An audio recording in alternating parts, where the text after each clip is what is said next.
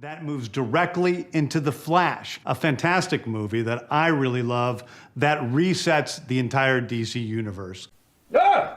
Good God! It's hideous. But beautiful in an ugly way. But mostly hideous. Ugh.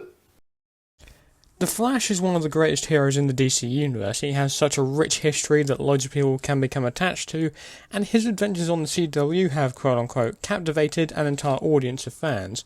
But with the recent Flash movie doing more harm than good for the studio, I wanted to take a look at how a proper Flash movie should actually be made.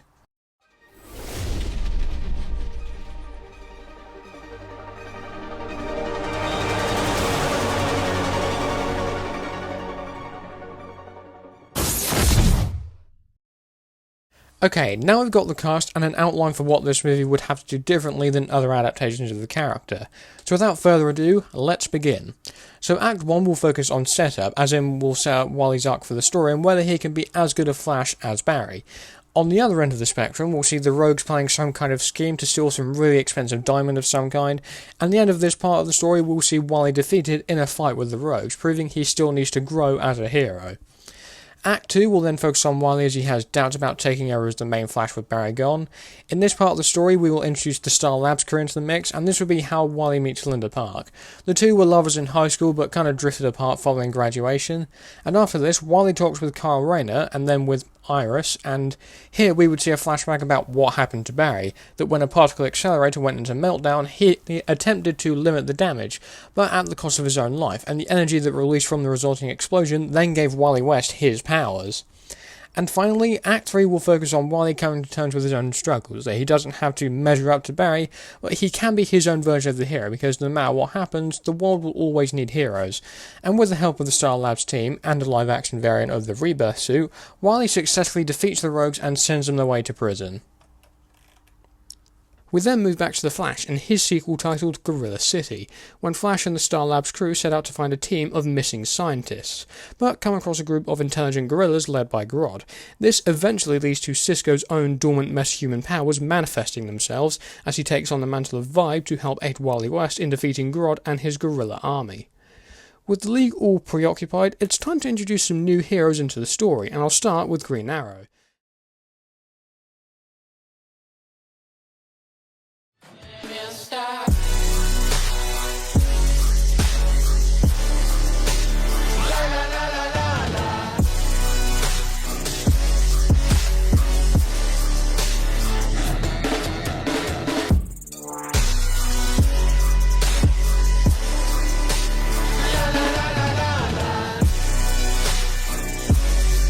This HBO Max series will be an extended version of the Green Arrow showcase animation, with Oliver attempting to save the heir of an Eastern European country from Count Vertigo, and Malcolm Merlyn perhaps is thrown into the mix as well.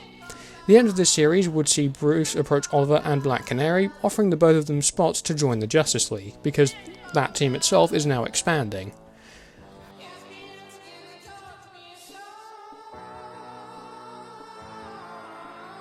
And now we move on to Season 2 of Green Arrow.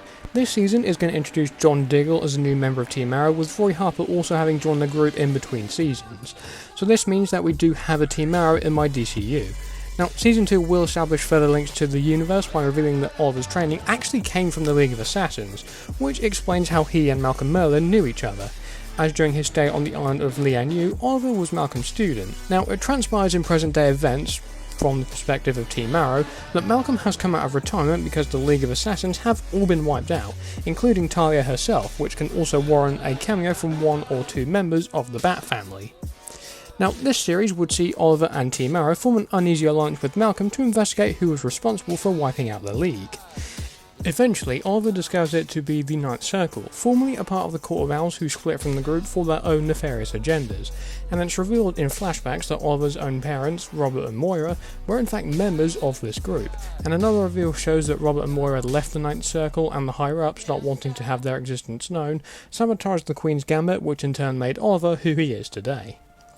Now, the end of the season would see the Ninth Circle leaders wiped out, with Merlyn sacrificing his own life to save them. Team Arrow then continues to operate in Star City, and Oliver decides to step into the light as he takes charge of Queen Consolidated and forges a strong alliance with Star City and promises to continue his parents' legacy.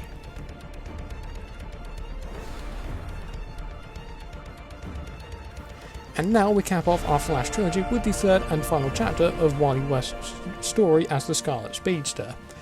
Now, the villain for this movie will be Daniel West as the Reverse Flash. Whilst I do love Eobard Thawne and would love to see Anthony Starr from The Boys bring him to life, he works as the arch nemesis for Barry as the Flash. While I am aware that Wally and Eobard have faced off in the comics, I would rather see a different take on the Reverse Flash in live action, since we've already seen Eobard in the TV show, which is why for this I would go for Daniel's Reverse Flash, who we actually get to see on screen. He's only been seen in the New 52 comics, so yeah, I would want to bring him to life on the big screen for Wally as the Flash. Now, this movie would also see the reveal that Barry Allen is in fact alive and well, and has been keeping the Speed Force alive all this time, and after an intense battle, both Wally and Barry team up to take down Daniel, who is imprisoned in the Speed Force as the new battery in place of Barry. It's a fate worse than death, but what can I tell you? Now, despite being freed from the Speed Force, Barry has no desire to return to his life as a superhero, and decides to settle down with Iris, the two finally getting married at the film's conclusion, with Wally leading the Star Labs crew as the one and only Flash.